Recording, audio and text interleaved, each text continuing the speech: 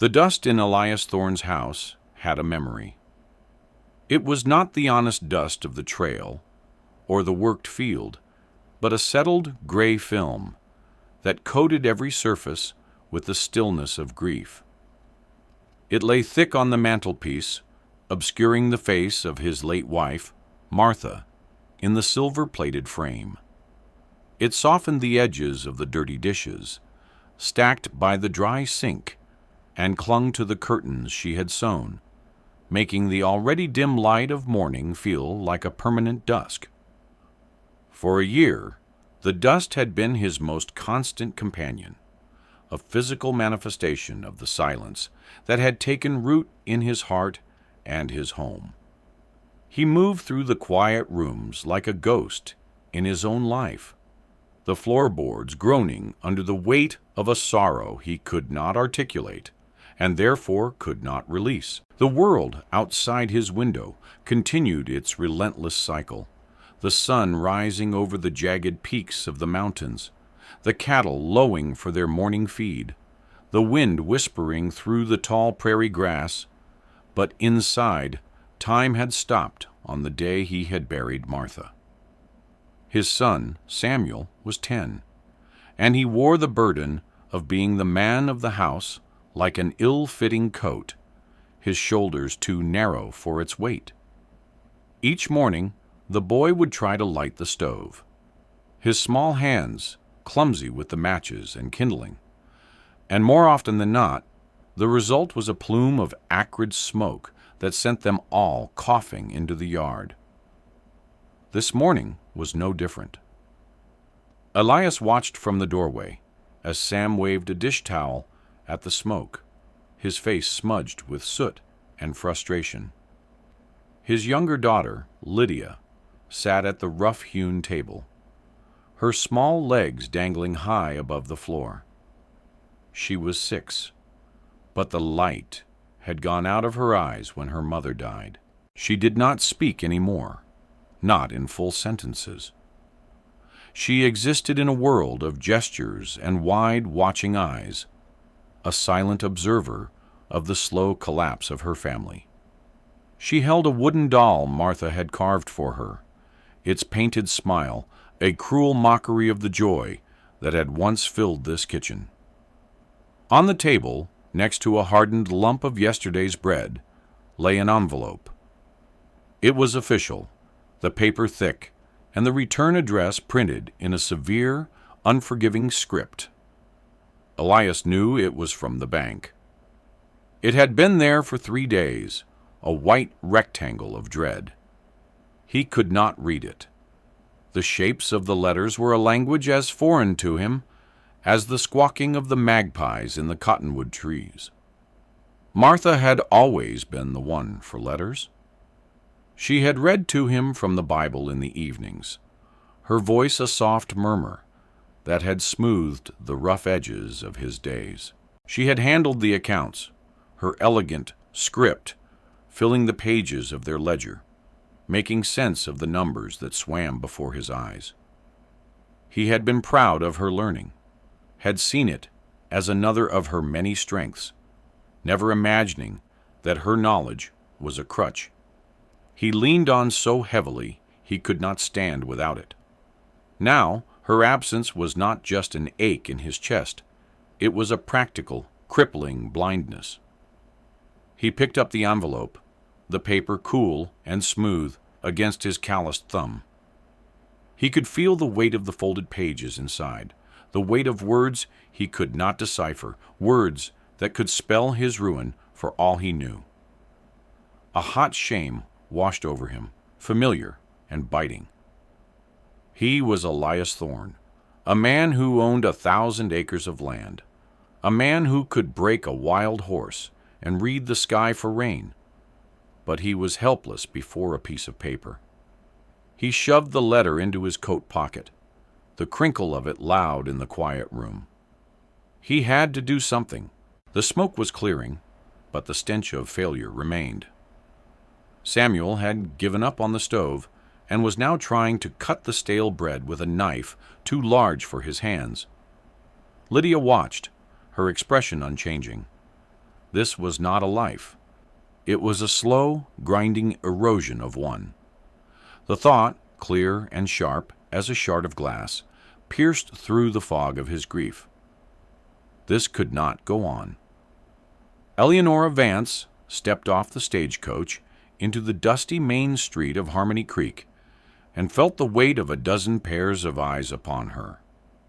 She kept her own gaze fixed on the worn toes of her boots, her back straight, her chin held at an angle that suggested a confidence she did not feel. She carried a single, small trunk, which held everything she owned in the world. Her dress was a plain, dark wool, practical and unadorned, yet it could not make her invisible. Whispers followed her like her own shadow, distorted tales of a broken engagement, of a family in disgrace back east, of a woman left with nothing but her name, and even that was tarnished. She had come west not for adventure or for land, but for the simple, desperate necessity of survival. She needed work, any honest work that would give her a roof over her head and food for her belly.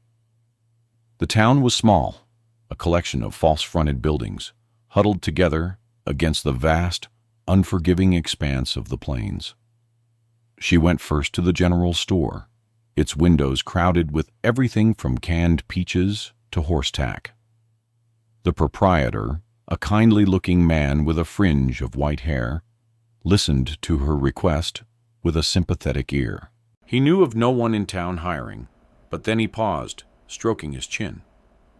"There is Thorne," he said, his voice hesitant. "Elias Thorne. Lost his wife a year ago.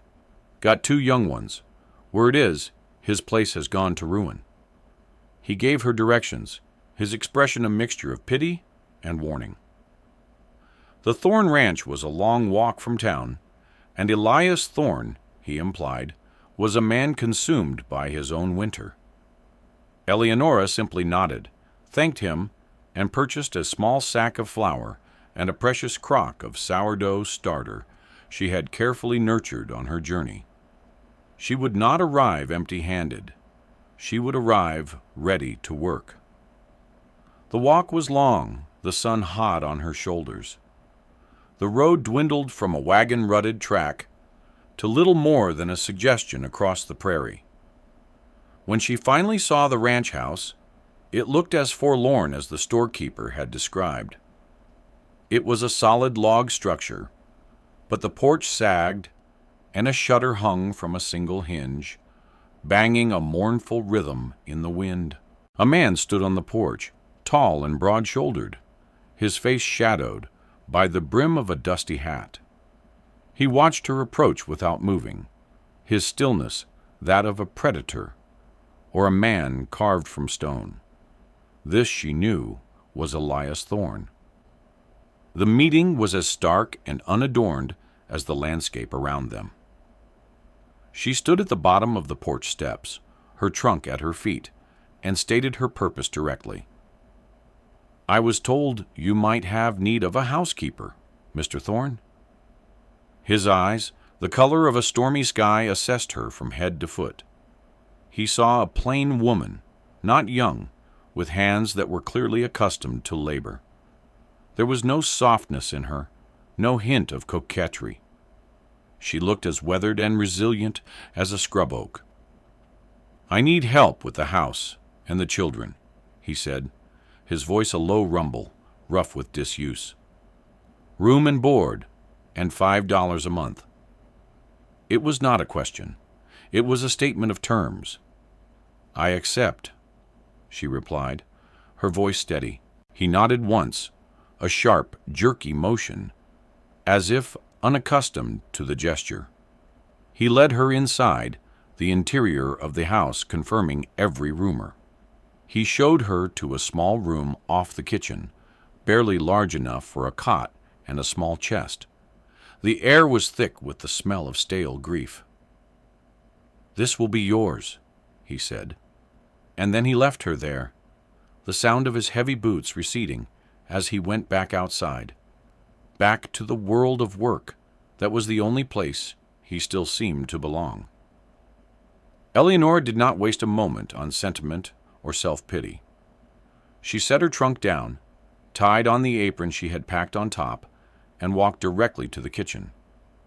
It was the heart of any home, and this one had stopped beating. A cold hearth, greasy pans, a lingering smell of burnt food. It was a challenge, and Eleonora met it with a quiet determination. She found soap, hauled water from the well, and began to scrub. She worked with a methodical efficiency that was a kind of prayer, a physical act of imposing order on chaos. She found a sack of potatoes and some onions in the pantry, and a piece of salt pork hanging from a hook. As the sun began to dip below the horizon, she had a fire roaring in the stove, its warmth pushing back against the chill in the house. A pot of savory stew simmered on its surface, the aroma of it filling the rooms, a scent of life and sustenance that had been absent for a year. And on the back of the stove, in a clean bowl covered with a cloth, her sourdough starter was already beginning to bubble and rise, a promise of fresh bread to come. When Elias and the children came in from their evening chores, they stopped in the doorway, drawn up short by the transformation. The kitchen was clean, the table scrubbed, and the air was thick with the smell of a real meal. Eleonora stood by the stove, her face flushed from the heat, her expression calm and unreadable. She did not speak, simply ladled the stew into 3 bowls and set them on the table. Beside each bowl, she placed a thick slice of bread from a loaf she had found, toasted over the fire to soften it. They sat down and ate in their customary silence, but it was a different silence. It was not the hollow quiet of despair, but the full, satisfying silence of hunger being met. Elias watched her over the rim of his spoon. He had hired a housekeeper, a pair of hands. He had not expected this. He had not expected the scent of his mother's kitchen to fill his house again. He had not expected the simple act of a shared meal to feel like the first thaw after a long, hard winter. Lydia, for her part, ate every last bite in her bowl, her small face intent, and when she was done, she looked directly at Eleonora. A flicker of something other than emptiness in her wide, dark eyes. The days that followed fell into a new rhythm, dictated not by the haphazard emergencies of neglect, but by the steady, competent hands of Eleonora Vance. She rose before the sun, and the smell of coffee and baking bread greeted Elias when he came in from the barn. She cleaned the house from top to bottom, not with a frantic energy, but with a slow, deliberate purpose that seemed to wash away more than just the grime. She laundered the dusty curtains and hung them, clean and bright, in the windows, letting in the morning light. She mended the children's clothes, her needle flashing in and out of the worn fabric, her stitches small and even. She found Martha's vegetable garden, overgrown with weeds, and began the arduous task of reclaiming it, turning over the soil, her movements strong and sure. Each act was a quiet declaration. This place would be a home again. Elias watched it all from a distance, a silent observer of the resurrection of his own life. He had expected her to clean his house. He had not understood that she would also begin to restore his world. Her effect on the children was the most profound change. She did not coddle them or overwhelm them with affection they were not ready to receive. Her care was practical, tangible. She made sure Samuel's clothes were clean and his belly was full, and she showed him how to properly stack firewood without making it seem like a criticism of his previous efforts. She let him talk about the ranch, about his father, listening with a focused attention that made him feel heard. With Lydia, she was a model of patient stillness. She would sit with the little girl on the porch steps in the evenings, shelling peas or humming a soft tune, never demanding a response.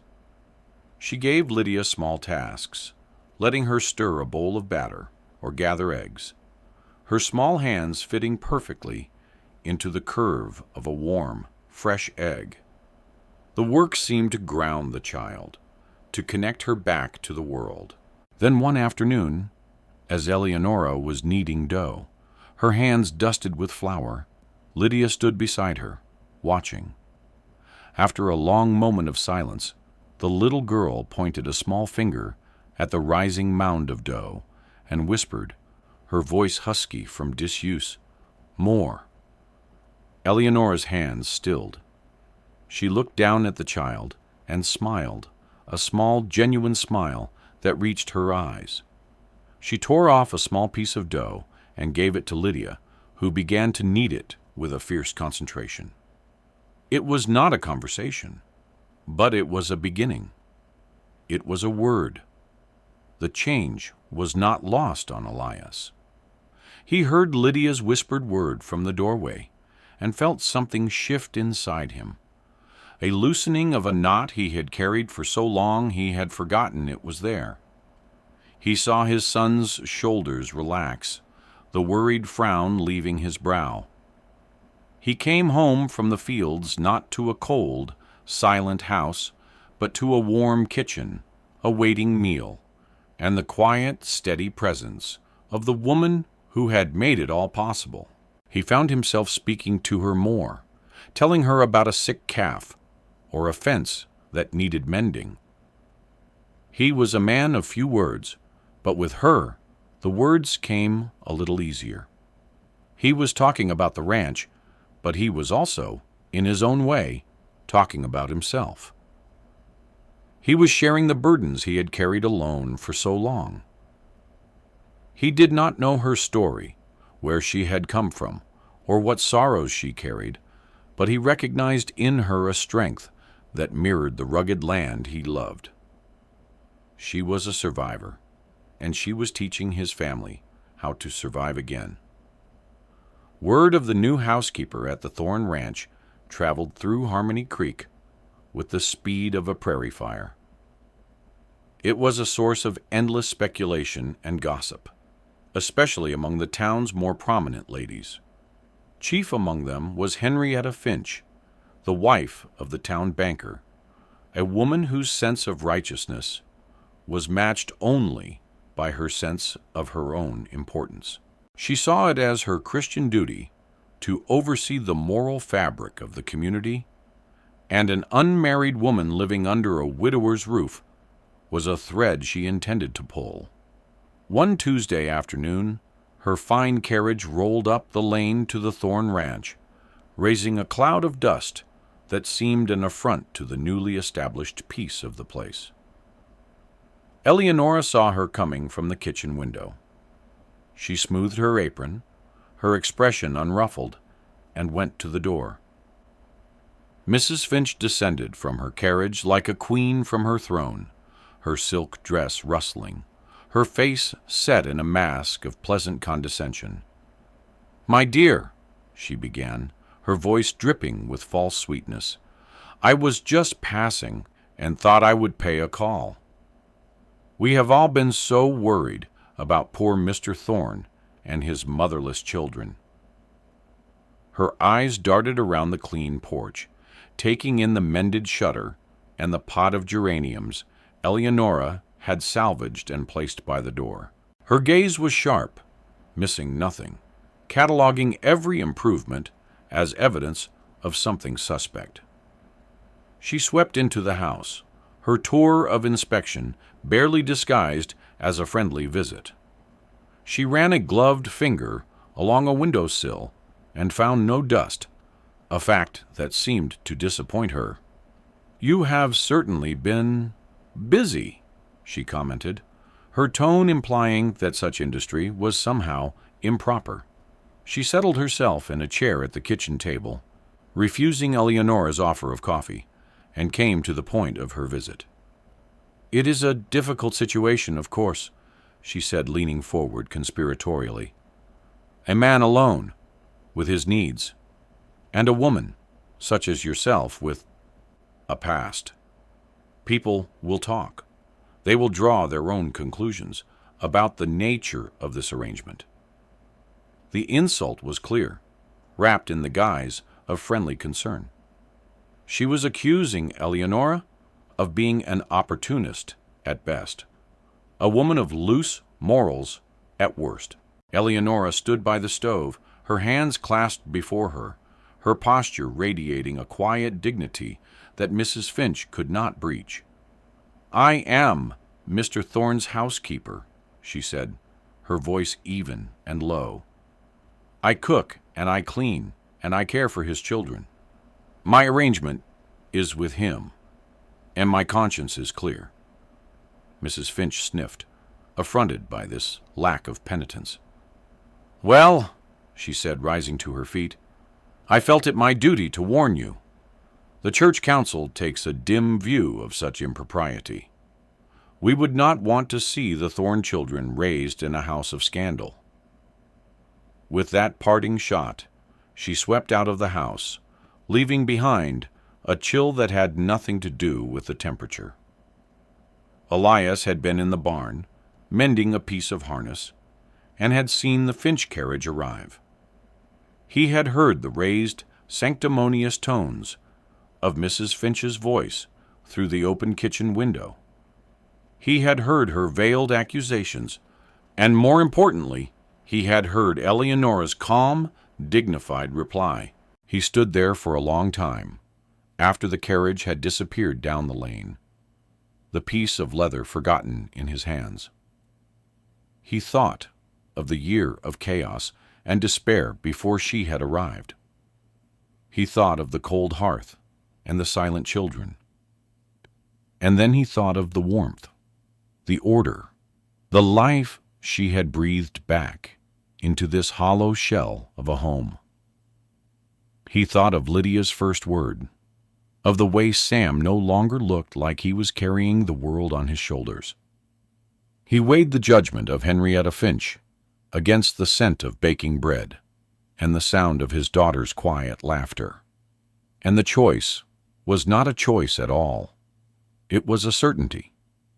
The approval of the town was a cold and distant star, compared to the steady, life-giving warmth of the fire Eleonora had rekindled in his own home. That Sunday, for the first time in over a year, Elias Thorne hitched the wagon and prepared to take his family to church. He polished his boots and brushed the dust from his best coat. He found clean clothes for the children, clothes that Eleonora had washed and pressed. When he was ready, he stood at the door of the kitchen and looked at her. "Miss Vance," he said, his voice formal but firm, "we would be honored if you would accompany us." It was not a command, but it was not a casual invitation either. It was a statement. She looked at him, her eyes searching his, and saw the resolve there. She simply nodded, removed her apron, and put on the plain bonnet she had worn the day she arrived. Their entrance into the small church caused a stir.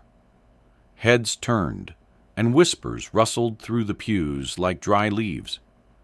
Elias felt the stares, but he did not flinch. He led his family, Sam on one side, Lydia holding his hand on the other, and Eleonora walking quietly beside him, to the Thorne family pew near the front. He sat tall, his gaze fixed on the pulpit, a silent challenge to anyone who would dare to question his decision. Throughout the service, he was aware of her beside him, her stillness a source of strength. After the sermon, as the congregation filed out into the bright sunshine, Mrs. Finch made a great show of turning her back on them. engaging in an animated conversation with the mayor's wife. Elias saw the deliberate slight. He took a deep breath and walked directly toward the small, self-important circle of town leaders. He stopped before Mr. Finch, the banker, a man to whom he owed a great deal of money. "Good morning, Finch," Elias said, his voice quiet but carrying in the sudden lull of conversation. He gestured with his head toward Eleonora, who stood a few feet behind him with the children. "This is Miss Vance," he stated, not as an introduction, but as a proclamation. "She is a member of my household and a guest in my pew. I will not have her, or my children, subjected to insult or gossip. Is that understood?" His eyes were hard as granite. Mr. Finch, a man more comfortable with ledgers than confrontations, stammered an affirmative. Mrs. Finch's face was a thundercloud of indignation, but she remained silent. Elias had drawn a line in the dust of the churchyard, and everyone there knew on which side he stood. He had publicly defended Eleonora, and in doing so, he had claimed her as his own, not as a matter of property, but as a matter of honor. The public declaration at the church changed something fundamental in the house. The arrangement, which had begun as a purely practical matter of employment, now felt like something else, something deeper. An unspoken alliance had been forged between them. They fell into a comfortable rhythm of shared days and quiet evenings. Their conversations expanded beyond the immediate needs of the ranch and the children. He started asking for her opinion on things, whether to plant more corn in the south field, whether a particular horse was ready to be sold. He valued her practical, clear-sighted wisdom. She was not just working in his home. She was becoming a partner in it. He began to see the intelligence in her eyes, the sharp wit that lay behind her quiet demeanor. He learned the story of her past, not in a rush of confession, but in small pieces shared over the mending basket in the evenings, a tale of a feckless father, a broken promise, and a quiet determination to make her own way in the world with her dignity intact. One evening, another letter arrived. This one was not from the bank, but from a lawyer in a town 2 counties over. It concerned a water rights dispute with a neighboring rancher, a conflict that had been brewing for months and now threatened to boil over into a costly legal battle. Elias held the letter in his hand, the familiar cold dread washing over him. The fate of his ranch, of his children's future, was contained in those incomprehensible black marks on the page. He sat at the kitchen table long after the children were in bed, turning the unopened envelope over and over in his hands.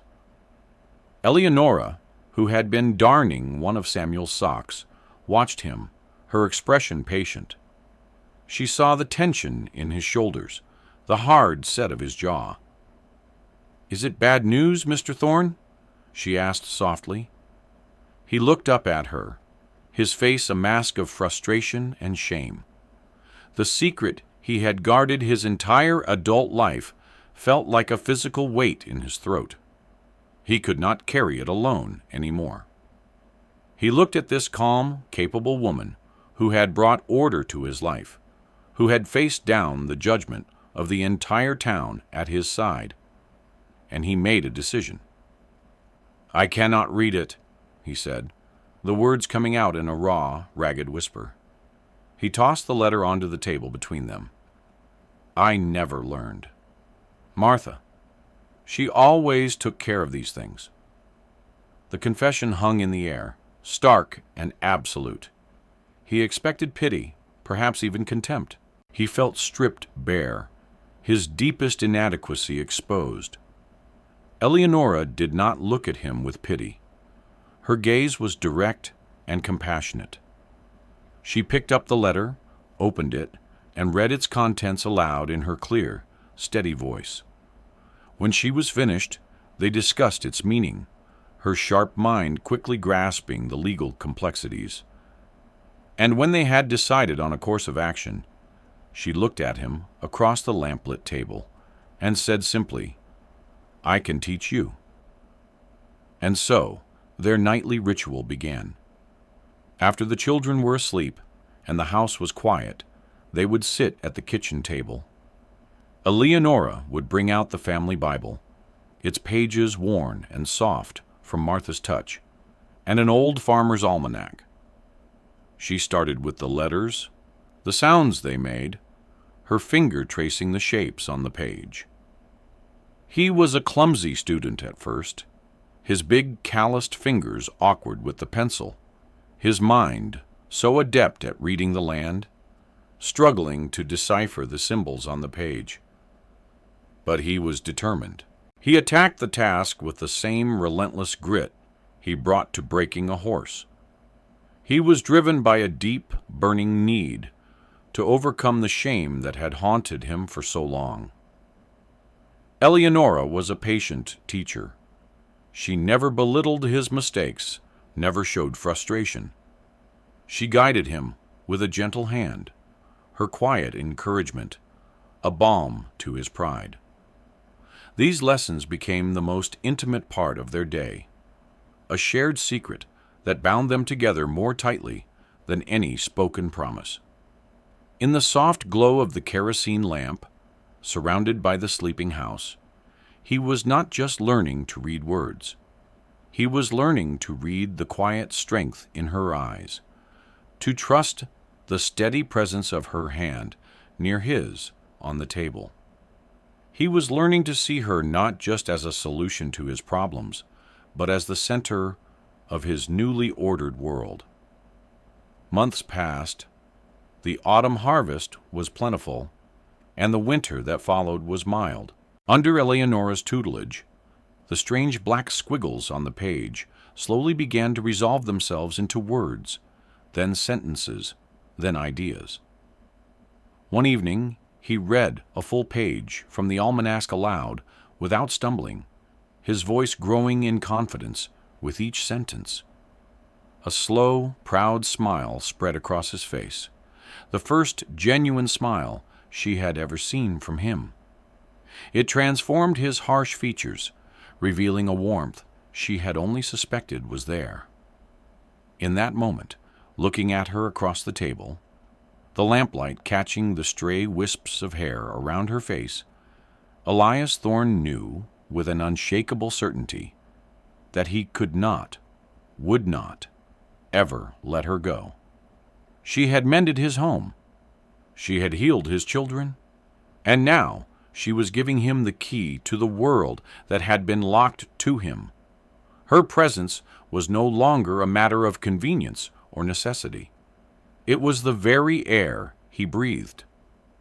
He reached across the table and covered her hand with his. Her skin was warm, her fingers strong from her work. She looked up, her eyes questioning. He did not have the words for a poetic declaration.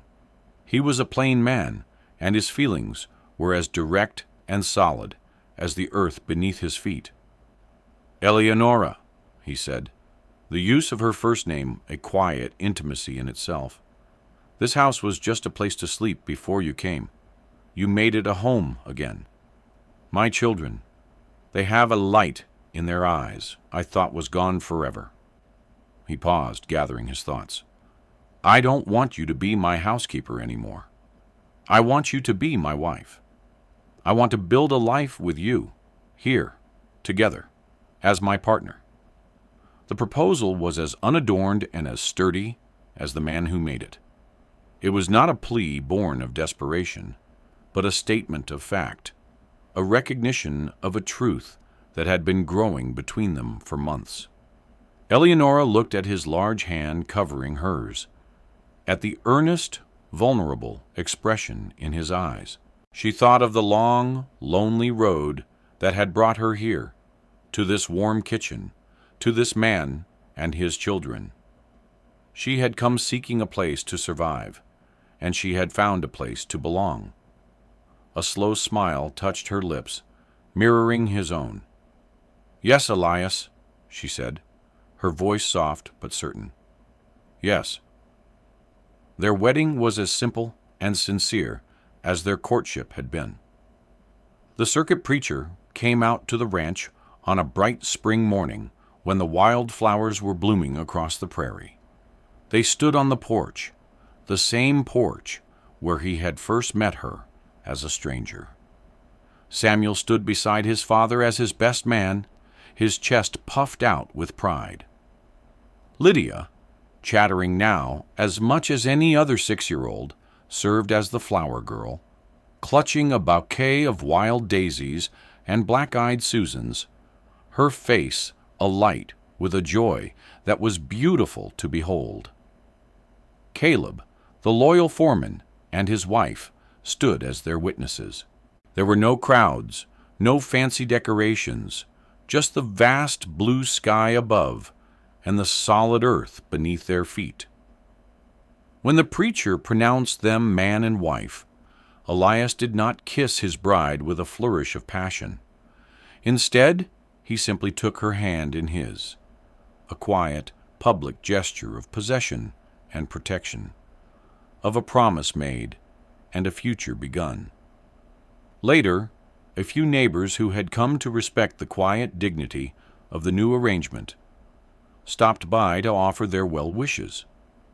Mr. Abernathy from the general store brought a gift of horehound candy for the children. Henrietta Finch, notably, was not among them. Her absence was a testament to the fact that their happiness did not depend on her approval or anyone else's.